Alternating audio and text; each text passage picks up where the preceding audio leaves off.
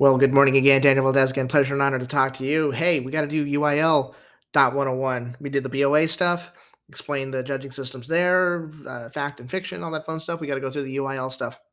A little bit more complicated because we're dealing with an entire state of Texas. So let's get to it. Thanks again for joining me. Appreciate it. A lot of stuff to get to. A lot of stuff right before the contest is about to start couple of weeks. So get ready. So let's get to it. UIL stuff. Okay. UIL marching contest, state marching contest. Here's how you get there. We'll explain judging systems, all that fun stuff. Um, Obviously, we all know what UIL is, University Interscholastic League. They control all of the extracurricular activities for the state of Texas. Here's the thing with that. Bands of America and UIL, those are two separate entities. Okay. So, uh,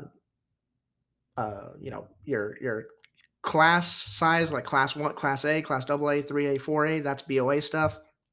UIL goes from 1A, goes from conference 1A all the way to 6A. Okay. This is something you're probably a little bit more familiar with um, because, like I said, UIL controls all the extracurricular stuff in the state of Texas. So, BOA, UIL, those are two separate things.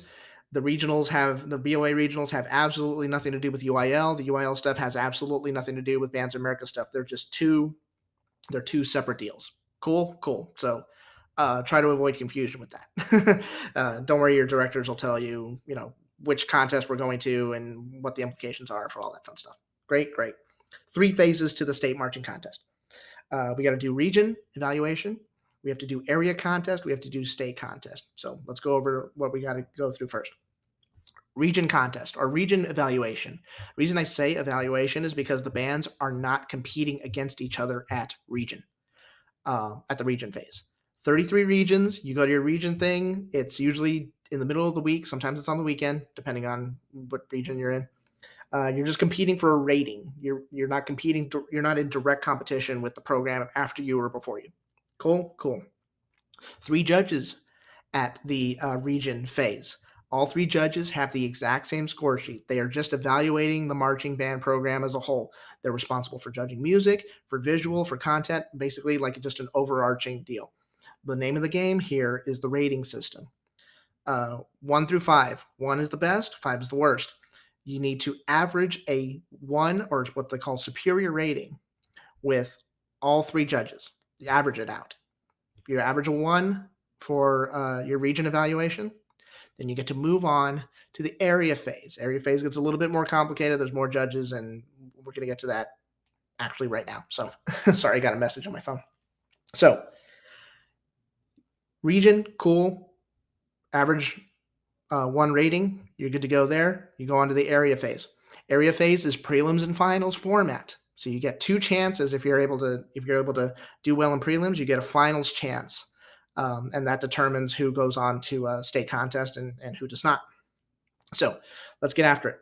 5 judges at the UIL area contest level. 3 of them judge music, 2 of them judge marching.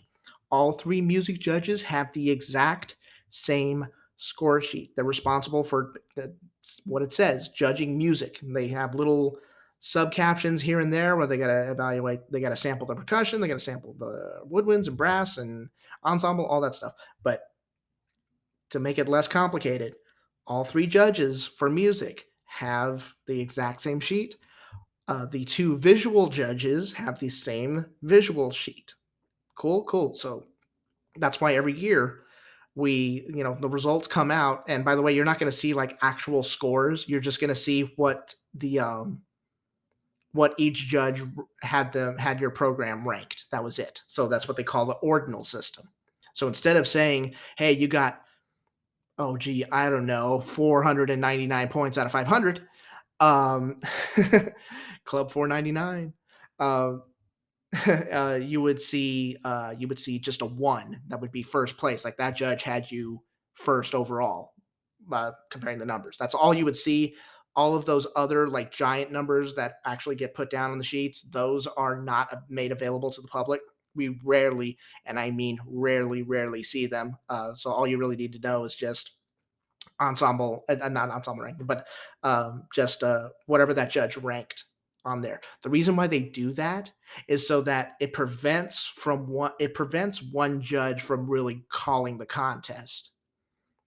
So if one because they I mean you all kind of understands that, if you have 3 music judges, uh it's it's very difficult to get them to all agree within a certain area of how that program did, because they may be listening to all 3 judges may be listening to different things at different times at the same time during the show. So, um, to prevent, or at least to try to attempt to prevent a judge from calling an entire contest and giving a program maybe a not so great score, they just give the ordinal rankings. So at that point, you can it some safeguards are in place. Let's just put it that way. Cool, cool. So you got your 5 judges, 3 music, 2 marching. Let's talk about how you advance from area prelims to area finals. We're going to do this. We're going to just break this down into little mini phases here. So area prelims, in order to advance to area finals, it depends on how many programs qualified for area in the first place. So I'll give you an example. If there are 13 or fewer programs that qualify for an area contest, there is no finals format for it. It is a prelims contest, and that's it. You get one shot, one opportunity, mom spaghetti. You do that, that's it. There's no finals format for that. The reasoning behind that is that there are so few programs that the judges should be able to evaluate pretty clearly between those 12 programs. Um, the reason why you have prelims finals format in the bigger areas is because there's so many programs you're evaluating that it's almost impossible to get it right the first time. That's why you have that finals format. That way you have a more condensed. You have less programs that are competing against each other. Therefore, it's going to be a little bit more accurate than, say, judging 36 programs throughout the entire day. Now you break it down to, let's say, 12 or 10. Now you can kind of get your numbers a little bit more accurate. Let's just say that. Cool, cool. 13 bands or fewer at area contest, one round only. Cool, cool. 14 and 19 bands that qualify. The top 7 advance to the final round. Okay? 14 to 19 bands that qualify for area prelims, top 7 go to area finals. 20 to 29 bands that qualify for an area contest. The top 10 will advance to the finals round from prelims.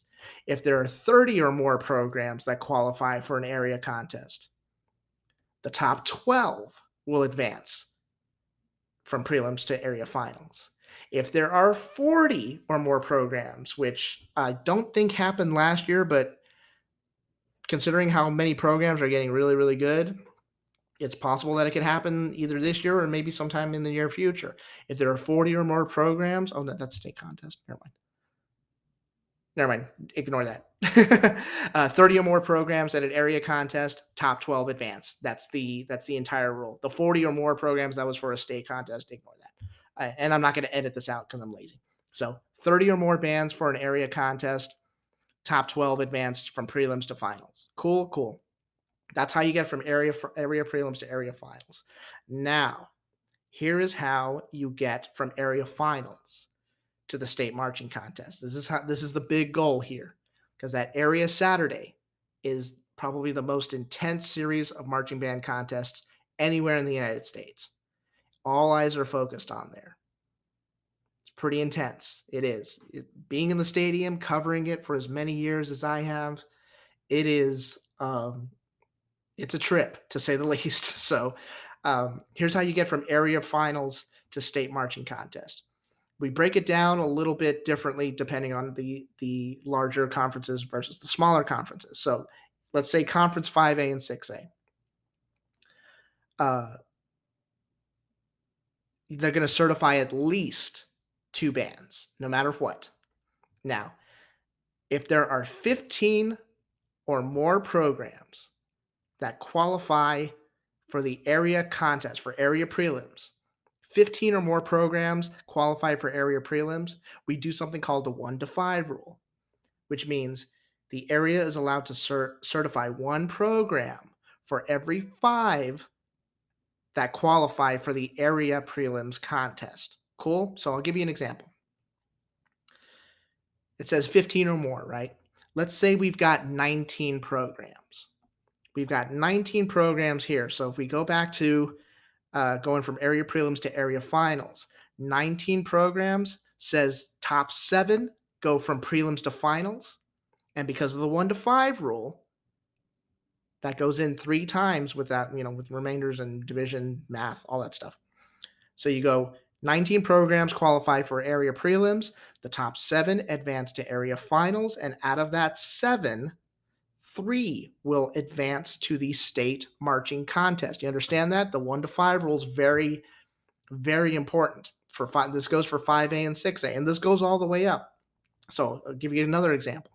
Let's say we've got 19 programs, top 7 move on to area finals, and then top 3 out of area finals move on to the state marching contest. What if we have 20 programs? Well, the rules change a little bit, because if you have 20 programs, you take the top 10 from prelims to finals, and then from the top 10, remember 1 to 5 rule, 20 divided by 5 is 4. So now you get to certify 4 programs out of that top 10 to the state marching contest. So you see how important it is to have as many programs in your area qualify for how many programs at region will qualify for area. The more programs you have, the more opportunity there is to advance another program. So you want as many opportunities as you can. We will know all this information. I'll go over all this stuff uh, the week before the area contest, so that we're all on the same page. We know exactly the magic numbers we're looking for when it comes to the area contests. Cool, cool. So that's how it works for 5A, 6A. For 2A, 3A, and 4A conferences, they certify at least 3 programs. They certify at least 3 programs. 20 or more programs qualify at area.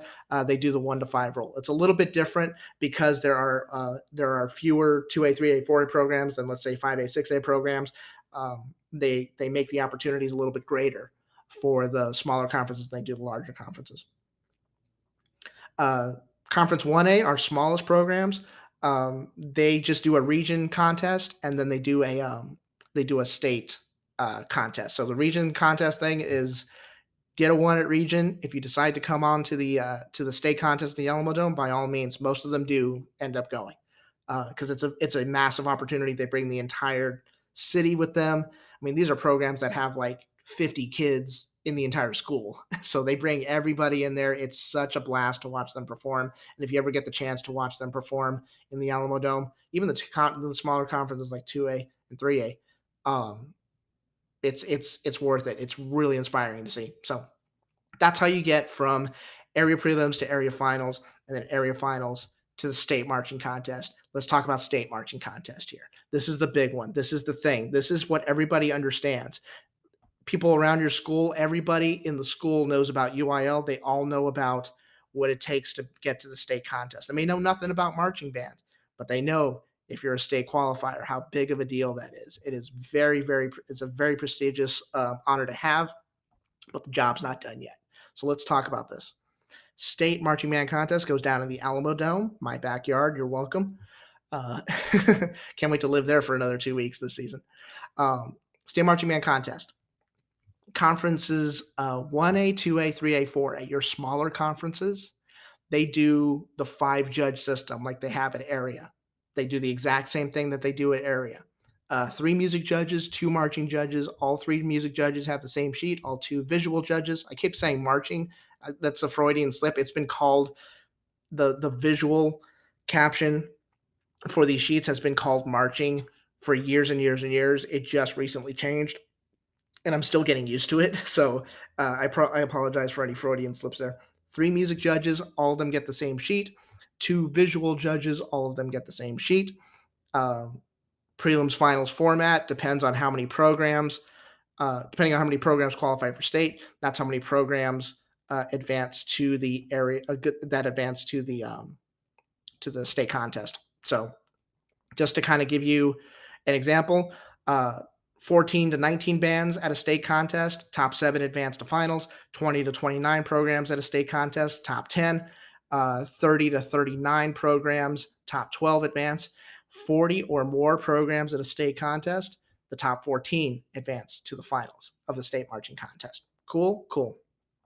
So that's how the judges works for the small programs.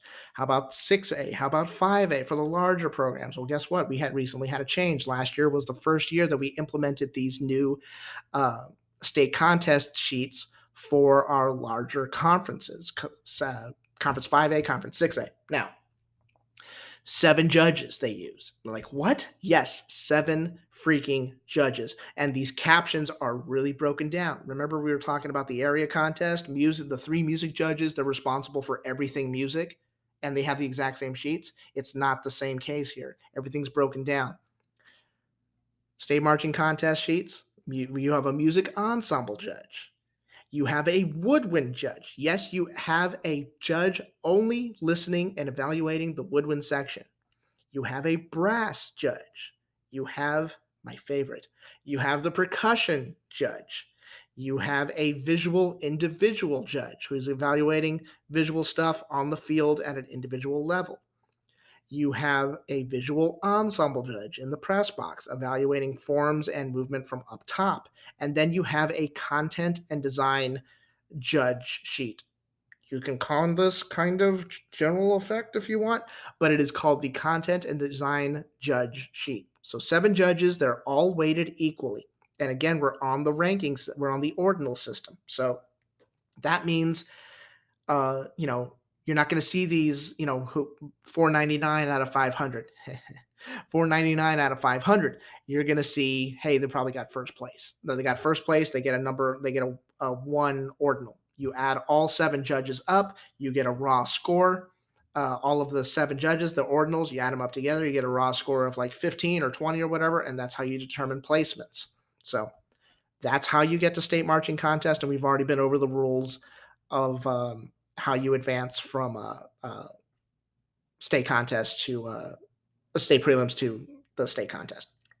So that 1 to 5 rule applies to area contests, and then we just go overall. Like, hey, if you got 35 programs at the state contest, the top 12 advance. That's what we did for 6A contest last year. Top 12 advance, and then we do prelims. We do prelims one day, and then finals we do the next day. That's basically it for the UIL stuff. Now, fact and fiction.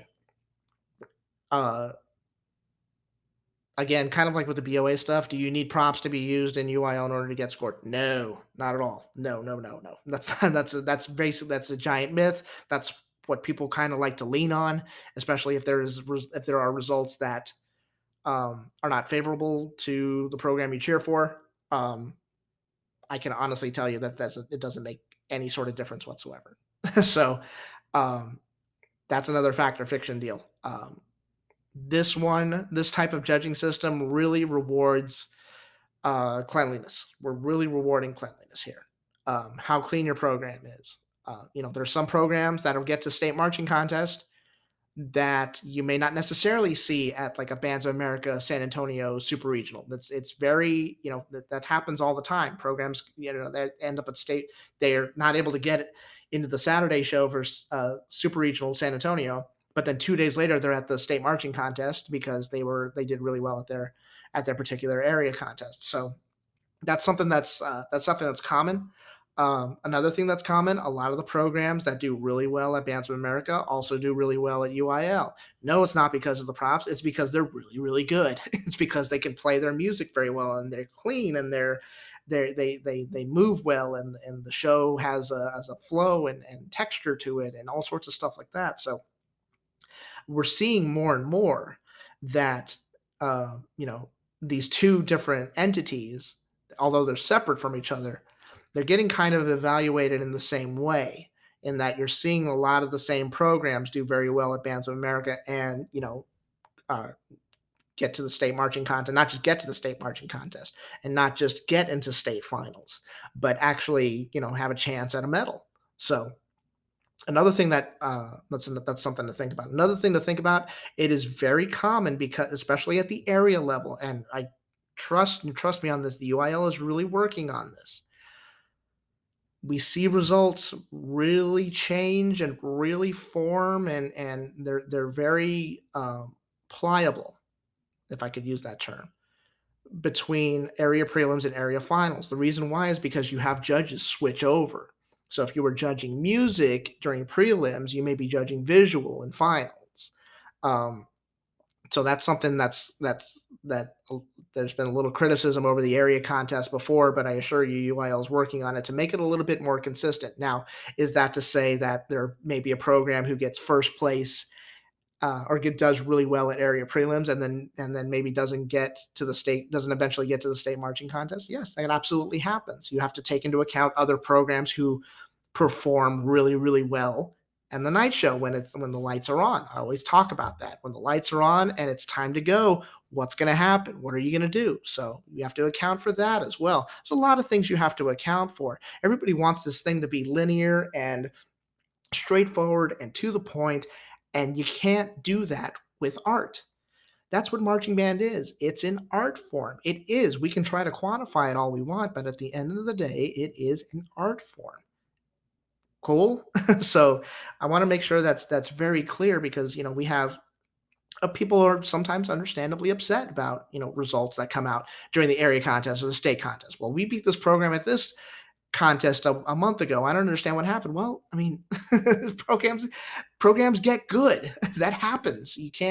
You never want to discredit another program for the hard work that they do, because you're not the only ones who are working hard. You're not the only ones who are getting out there and getting the work done. Okay, this is a big contest. Everybody's good here. That's the cool thing about doing UIL state contest. You get to UIL state contest, everything's good, and then especially when you get to the state finals level, it's like this is incredible, and the time goes by super quick. That was like that for the 6A contest last year. It felt like there were 12 programs. I think there were 12 programs there.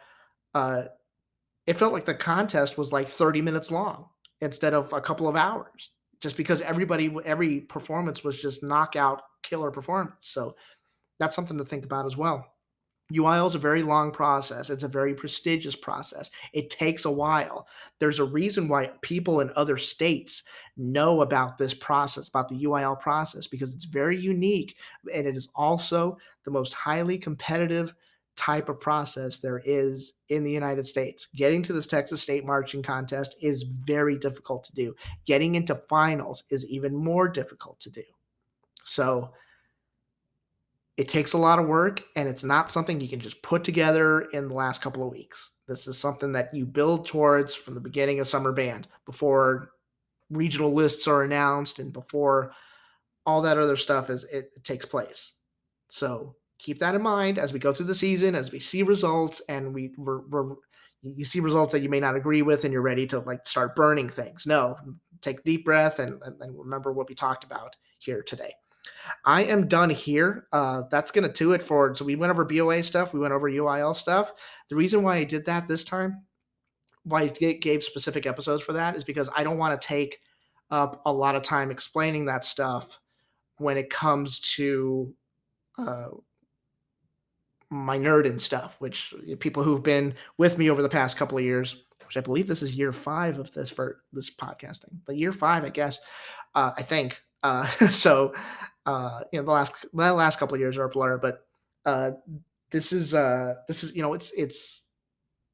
I don't want to take up a lot of time explaining the rules and stuff like that. So this will be kind of like, okay, these are the rules and this is how I explain it. We got that out of the way. Great. If there's anything I need to add before we do those things, that's cool. Anything. By the way, the nerd and stuff. If you haven't been with me before, I do a preview of all the Texas Bands of America regionals. I do a preview of the area UIL contest. I do a preview of the state contest, all that stuff. And we go over schedules. I go over what to look for, trends, all that fun stuff. It's a lot of fun. People love it. I can't wait to join you all for that again. Get ready for the Bands of America, the McAllen regional, the South Texas regional. Get ready for that, because that nerd in's coming down pretty soon. I usually do them the week of the event just because I want the schedule to be locked in so that I'm not announcing somebody's name that isn't going to the contest or whatever. So I understand things happen between that final week, especially with virus stuff and travel and whatnot, but I try to make it as accurate as possible because that's what I want to do, and that's what you all deserve. You deserve accurate reliable information. I try to do my best. So I'm done here. Thank you all so much for listening. I will talk to you very, very, very soon. The marching season is upon us. Get ready, get good, and let's have some fun this year. Take care. Adios. Bye bye.